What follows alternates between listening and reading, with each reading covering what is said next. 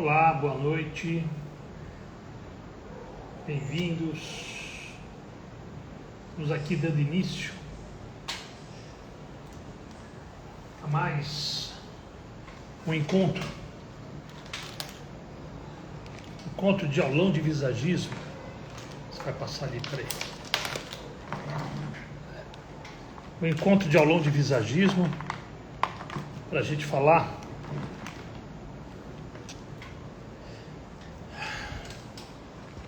Eu vou trazer um tema que a gente já vem discutindo há algum tempo já, porque sempre esbarramos no mesmo ponto. E as pessoas estão falando, deixa eu virar aqui,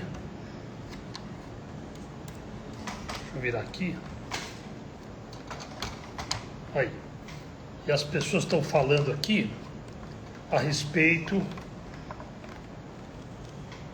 vou colocar aqui no lugar o microfone, a gente pode avançar com o conteúdo sem se preocupar com o som. Vocês me falam aí se o som tá legal.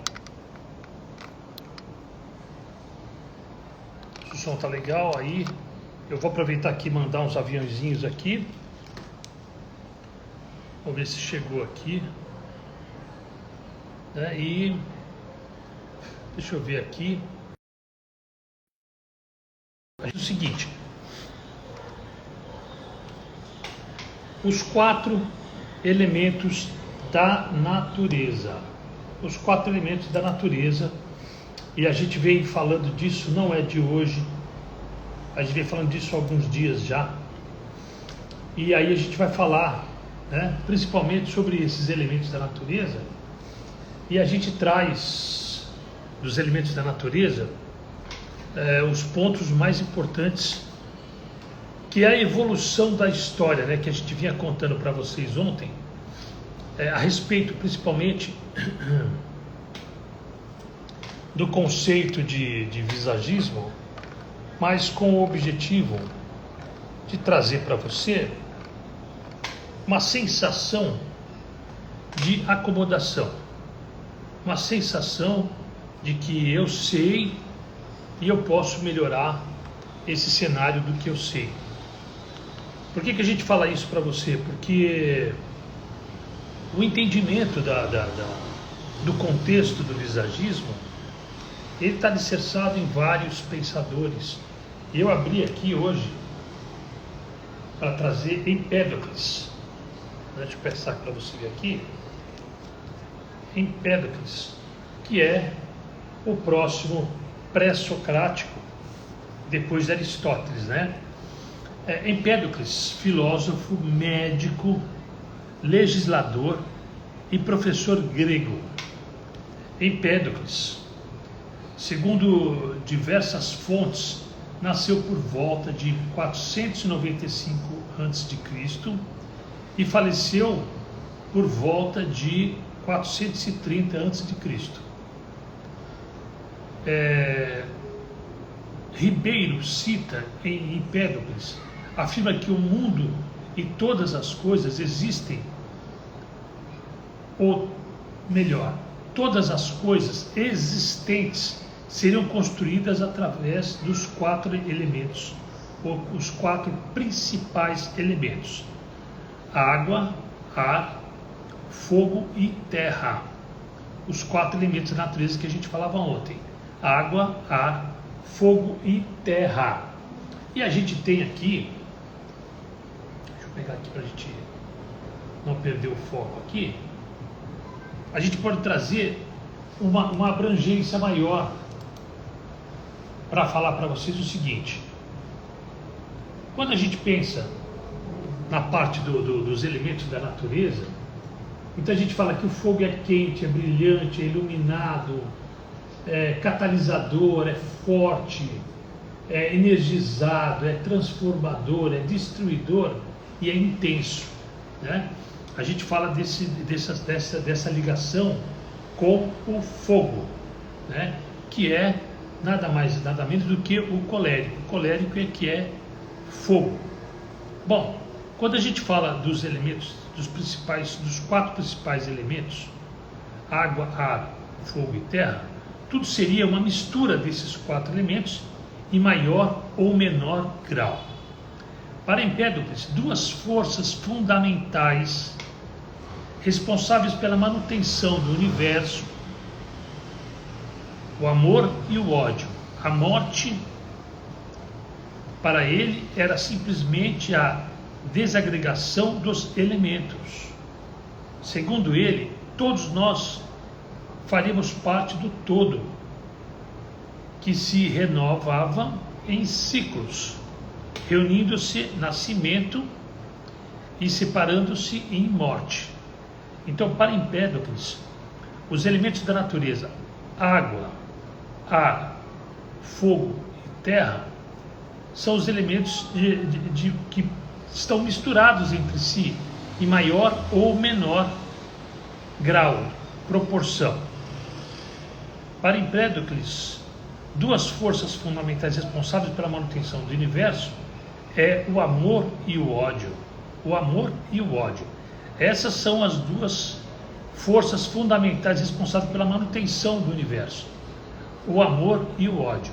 E a gente podia fazer aqui um pequeno briefzinho, né, para falar sobre a Rússia e a Ucrânia. Mas eu vou pular essa parte aqui porque não é fruto da nossa conversa.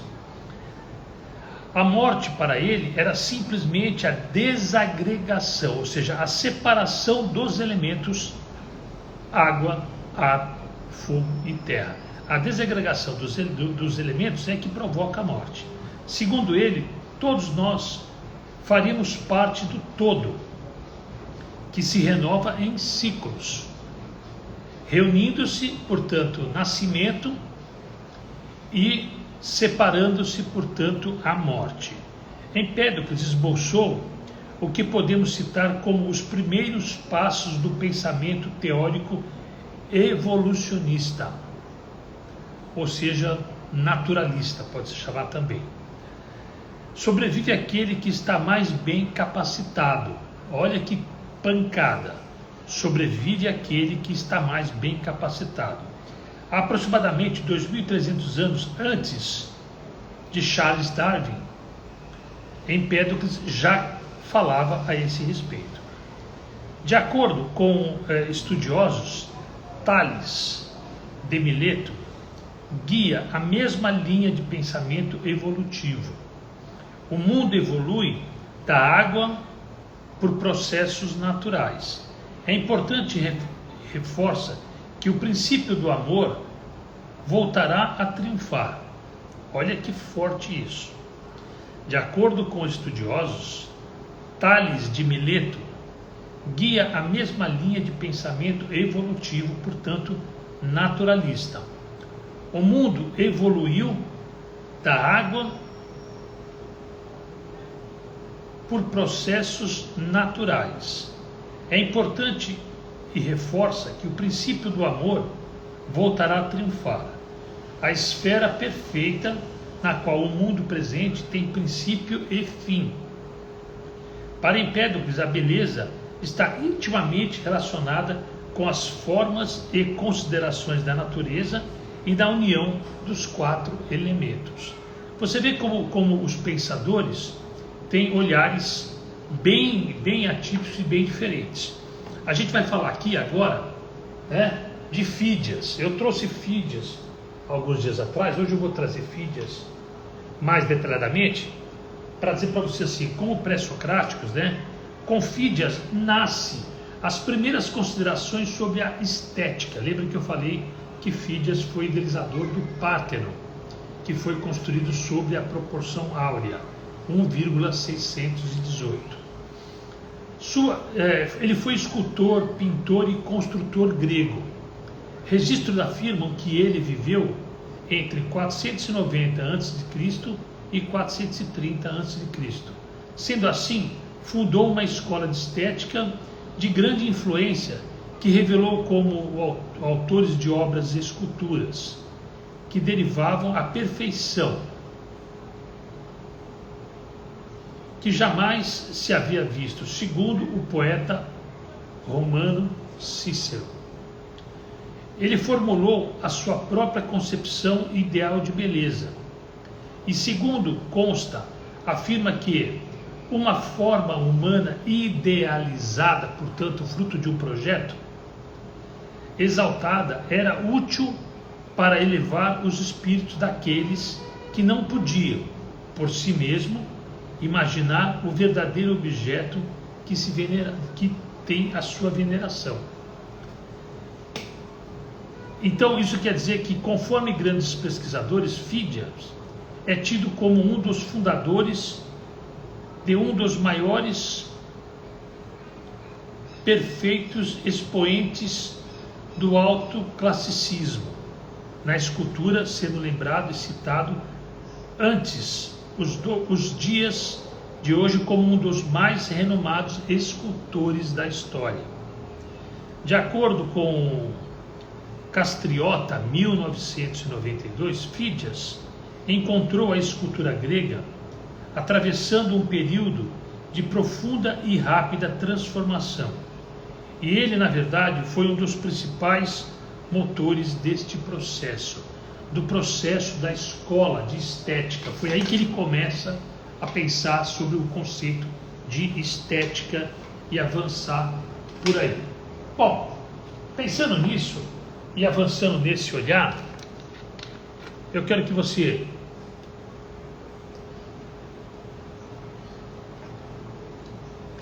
aqui você tenha um pensamento. Claro que os pensadores, os filósofos, os homens inteligentes dessa época, eles eram muito respeitados, primeiro porque tinham famílias incríveis, né? Famílias bem tradicionais. E por outro lado, eles eram fundadores e realizadores de muitos novos pensamentos. E quando você fala de Fídias, é para dizer que Fídias, ele funda a escola, né, o movimento focado em estética. Quer dizer, ele começou a pensar que as esculturas poderiam ter proporções equilibradas, harmônicas, né? Então, quando você pensa no indivíduo, você pode ver o indivíduo com a sua imagem natural, com a sua percepção real. O que não dá para a gente pensar ou para a gente imaginar é que essas obras tivessem aí um olhar solto no tempo, né? Um olhar que trouxesse para a gente um conceito de comum. Então ele começou a trabalhar com aquilo que se referia a uma obra extremamente bem composta, equilibrada, dentro dos padrões da proporção áurea, avaliado pela matemática, né? Então, ele foi criar as esculturas mais perfeitas através do tempo. Por quê? Porque ele em algum momento ali, ele já pensou, né, que isso seria o novo cenário, o novo momento, a forma mais importante de lidar. Bom, não imaginava que o visagismo envolvia tanto a filosofia, que eu amo tanto, estou gostando muito disso. Carla, na verdade, a filosofia, os filósofos daquela época, antes de Cristo, eles pensavam em vários conceitos de beleza. Então, quando a gente fala de beleza, não existe um conceito fechado no contexto da beleza. A beleza, ela tem muitas vertentes, ela tem muitas possibilidades. E essas vertentes, essas possibilidades, é o que canoniza todo esse nosso cenário de conhecimento e de profundo entendimento a respeito do belo. Significa que o belo, ele pode ser tanto uma imagem que agrada determinadas pessoas, determinadas culturas, determinados olhares, que não tem nada a ver com o contexto de que a gente tem que encontrar uma coisa que harmoniza, né? E falando em tempos modernos, eu vou dizer mais para vocês. A filosofia, na verdade, é a mãe de todas as faculdades. Mas como ela envolve realmente o belo? Lógico, certamente. André diz assim: eu tenho dificuldades com o visagismo, mas quero aprender. Andréia, Então, vamos falar uma coisa para você aprender hoje, Andréia. Para você já pegar hoje, já sair daqui com uma ideia nova a respeito do visagismo. É para Andréia Alves. Depois você coloca aí de onde você é, tá, Andréia? Qual a sua cidade, qual o estado que você vive, qual é a sua principal atividade profissional. Então, quando a gente fala de beleza, então já está provado que não existe um conceito de beleza comum entre as pessoas. Quem são as pessoas que pensam na beleza como um contexto comum? Não, cada pessoa interpreta a beleza de uma forma diferente. Então esse é o primeiro ponto, que é o ponto mais divergente, porque ninguém concorda com ninguém a respeito do que é beleza, e nem os pré-socráticos que viveram antes de Cristo, ou seja, aproximadamente 2.500, 2.600 anos atrás. Essas pessoas que eram médicos, filósofos, sacerdotes e tinham várias formações, eles não sentavam para discutir quem estava certo e quem estava errado. Ali cada um plantava a sua ideia. Então o visagismo também, Andréia, é visto assim. Você precisa conhecer os conceitos que norteiam o visagismo, e eu posso citar aqui as 4 soluções tecnológicas ou as 4 ferramentas que norteiam o visagismo, e são elas: visualização, gestual intuitivo, cores e formas e linguagem. Quando a gente fala gestual intuitivo, a gente fala os movimentos, os gestos, o comportamento, o tom de voz, a forma de andar, o formato do rosto interno e externo. A visualização é aquela que materializa toda esta observação cuidadosa acerca desse conhecimento. Então você, eu, qualquer profissional, Andréia, não pode fazer juízo de valor. Ou seja, eu não posso dizer que esse ou aquele é bonito, porque eu posso até dizer, mas segundo o meu olhar. Eu não posso criar uma imagem para alguém que venha da minha cabeça. Por quê? Porque aquilo que é bonito para mim pode não ser para o outro, pode não ser nem para o próprio cliente. Então, o que a gente faz? Munido de todo o conhecimento que a gente tem acerca do visagismo, a gente escuta o cliente, percebe qual é a pergunta, qual é a necessidade mais eminente que ele tem, e a partir daí a gente então faz essa construção através do pedido. A Carla fala assim: Robson, te mandei hoje uma mensagem no WhatsApp, porque já respondi para você lá, agora há pouco eu respondi. A Andréia é de Betim, Minas Gerais. A Andréia é de Betim, Minas Gerais. Muito legal. A Fabiana está aqui, Libertoldo, ela é formada no MBA em visagismo. A Andréia é cabeleireira lá de Betim, Minas Gerais. Não vou esquecer mais. E o que a gente está falando, né? A gente está falando para vocês que o conceito do que é correto ou incorreto, o que agrada ou o que não agrada, não depende do olhar do profissional, depende do pedido da cliente. Lógico que você pega todas as informações e processa esses ingredientes da melhor maneira possível. E este é o olhar, esta é a abordagem. E aí, eu vou trazer para você, porque é importante a gente trazer. E aí a Carla fala assim, né? Senta o dedo no coraçãozinho, né, Carla? Senta o dedo no coraçãozinho, que é super legal. Bom, a gente vem falando aqui dos pensadores e dos Pitágoras, Platão, Aristóteles, Empédocles, Fídias, né? Mas a gente vai falar um pouco aqui também sobre Hipócrates, né? Que é o pai da medicina, e eu estou trazendo para você aqui, ó, conceitos do Belo. Hipócrates é considerado o pai da medicina. Hipócrates viveu entre 460 anos antes de Cristo a 370 antes de Cristo. Baseou-se na teoria de Empédocles, formulando uma teoria sobre o temperamento humano.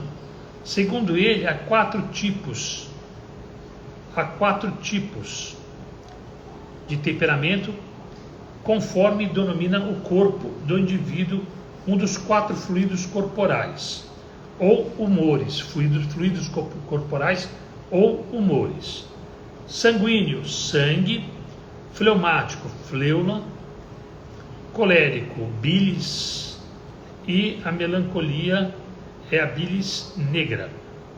Cada um deles possui uma determinada característica. O sanguíneo é explosivo, otimista, mais irritado e impulsivo. Já o fleumático, sonhador, pacífico e dócil, preso aos hábitos e distante das paixões. Olha quanta coisa maluca e legal que você está aqui conversando comigo. Para Paracelso,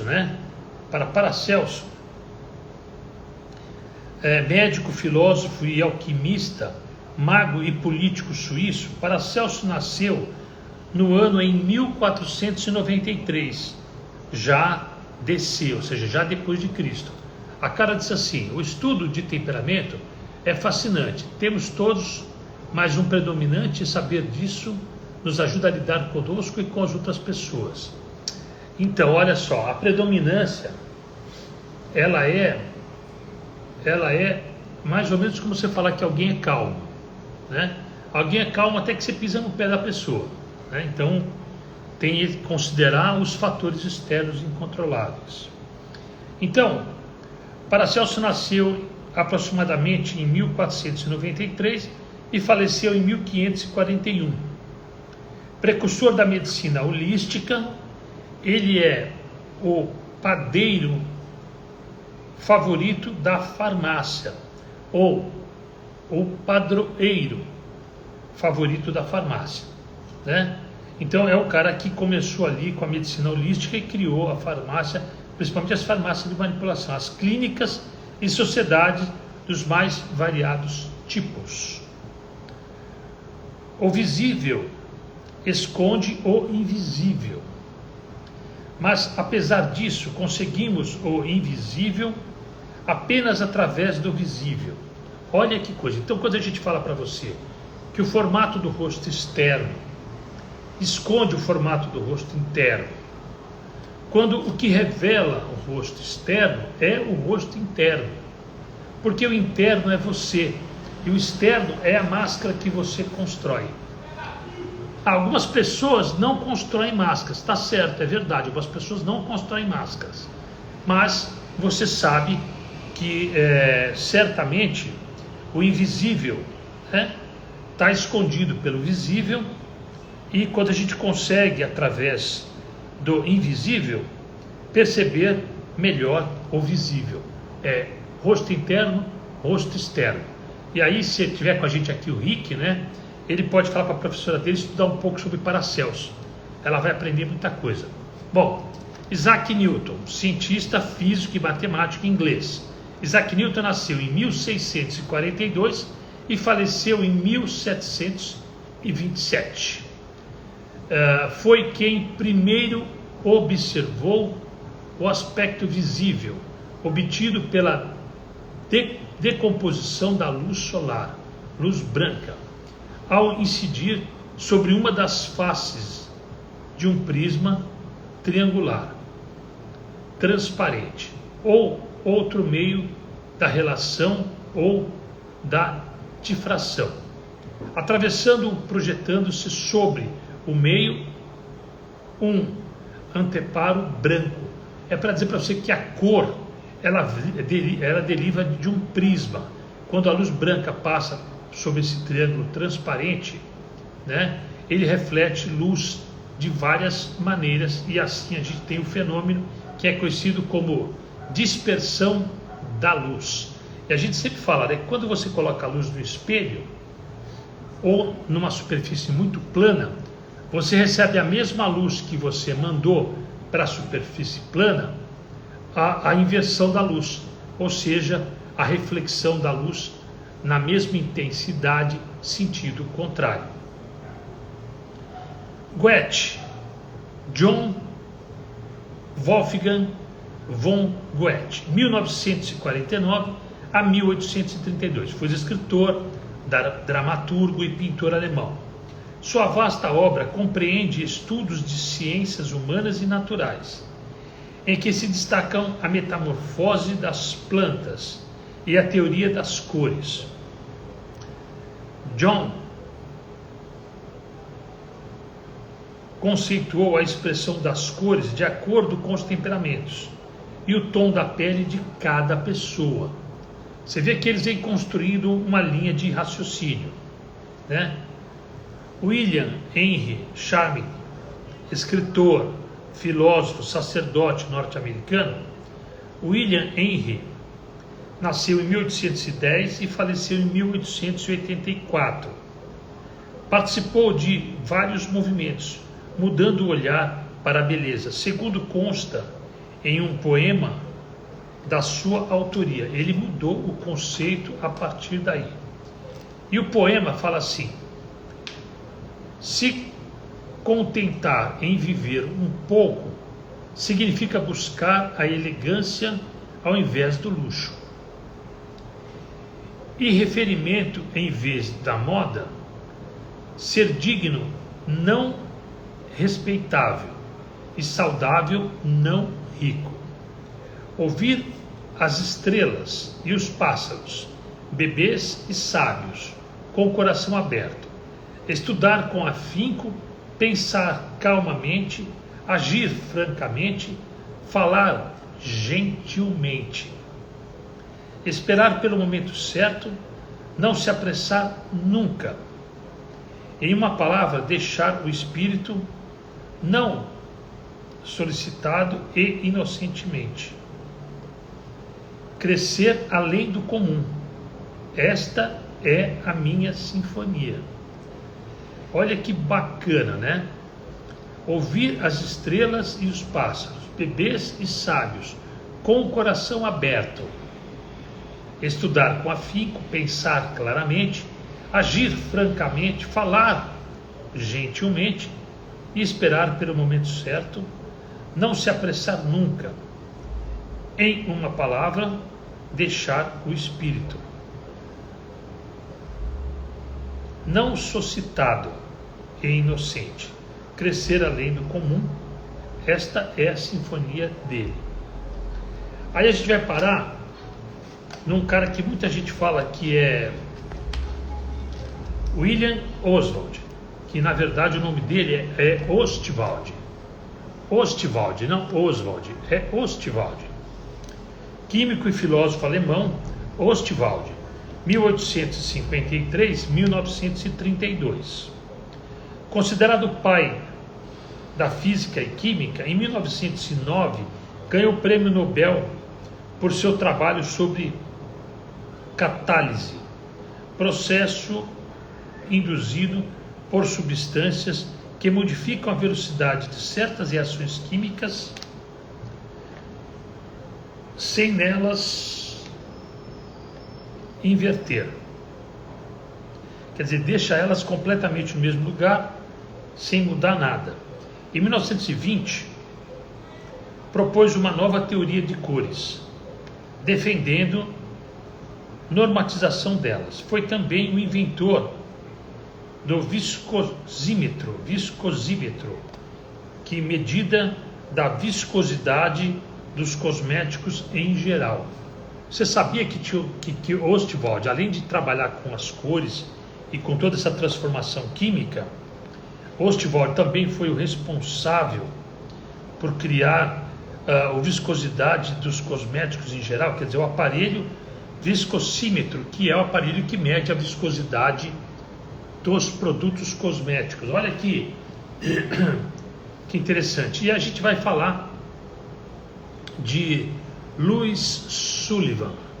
Louis Sullivan. O norte-americano Louis Sullivan nasceu em 1856 até 1924. Foi o primeiro arquiteto modernista a defender a máxima de que a forma segue a função. Lembra da escola de Bauhaus? Então, na escola de Bauhaus pregava-se, segundo Louis Sullivan, a forma segue a função. Ele desenvolveu a estética, funcionalidade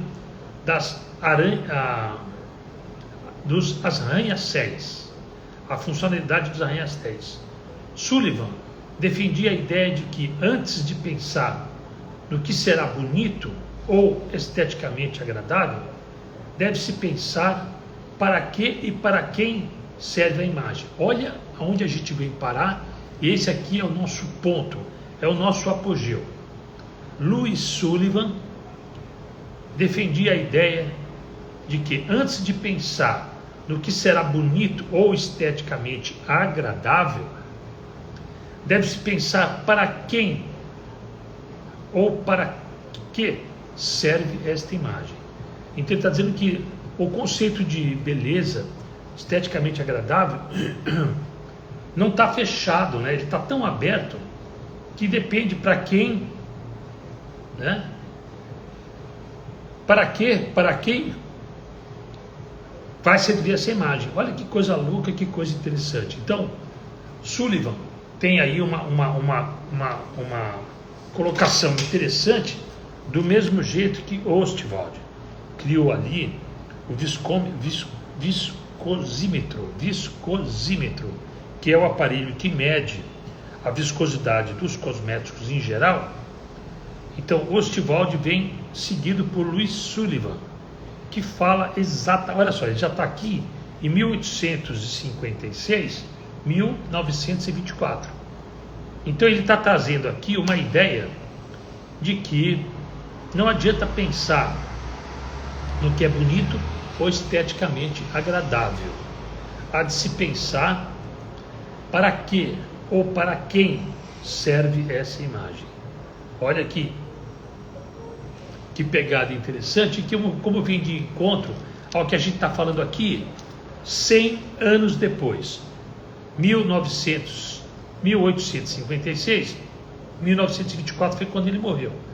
Se nós estamos em 2022, ou seja, nós estamos 100 anos, 102 anos da morte dele. Ele morreu em 1924, nós estamos em 2022. Significa que um cara que viveu 100 anos, 110 anos atrás, antes dele morrer, ele já dizia que a beleza, o esteticamente agradável, aquilo que pode ser harmônico, aquilo que pode ser equilibrado, depende muito do pensar para que, para quem pode servir isso ou aquilo. Esse é o olhar e esse é o pensamento que ajuda você a pensar cada vez mais e melhor. A gente tem também o Rudolf Steiner. Rudolf Steiner, ele é filósofo e artista austríaco. Rudolf Steiner, 1861-1925, ou seja, ele nasceu 5 anos depois de Sullivan e morreu 1 ano depois. Foi o fundador da antroposofia. Para ele, ao receber as características de cada temperamento, adquire-se a possibilidade de harmonizar tendências unilaterais e cultivar o equilíbrio necessário para uma vida biopsíquica e saudável. Olha aí, então se conhecer, se perceber, fazer o jogo, jogar o jogo, vai fazer você adquirir um espaço muito mais legal. Eu estou falando aqui do livro de visagismo acadêmico, né? E a gente vem mesclando com o livro de Conceitos do Belo, né, que a gente está fazendo aqui, que tem essas imagens. Eu já falei para vocês que esses desenhos aqui são todos meus, eu mesmo quem desenhei todos esses desenhos, e a gente vai passar em algum momento aqui por outros livros, né? Visagismo na prática, base histórica do visagismo. Esse aqui é o livro 2, mas tem o livro 1 e tem o livro 3 também. Bom, a gente vai terminar por esses conteúdos para falar para você que entender sobre os pré-socráticos, né? Perceber o olhar deles a respeito do belo, trabalhar com o visagismo é muito simples. Você precisa conhecer as regras que norteiam a observação e a construção, lembrando que a forma não segue mais a função. Nós vimos numa outra era, essa era mudou, a forma não segue mais a função, né? A forma tem outras definições e outras moradas, vamos dizer assim, né? Mas certamente você tem que olhar, né, essa maneira e essa composição visual para que você possa usar o seu conhecimento, as suas ferramentas a serviço de um pedido. Você está no restaurante, é chefe de cozinha, alguém entra e pede para você assim: eu quero que você faça para mim um nhoque. O que você vai fazer? O nhoque. Que molho que ele quer, branco ou quer molho vermelho? Né? Ele quer a bolonhesa, ele quer o sugo, ele quer napolitano, ele quer, seja lá como for. E o que você tem que fazer é entregar aquilo que a pessoa pede da melhor maneira possível. Esse é o visagismo. Esse é o visagismo. Até amanhã às 20h22.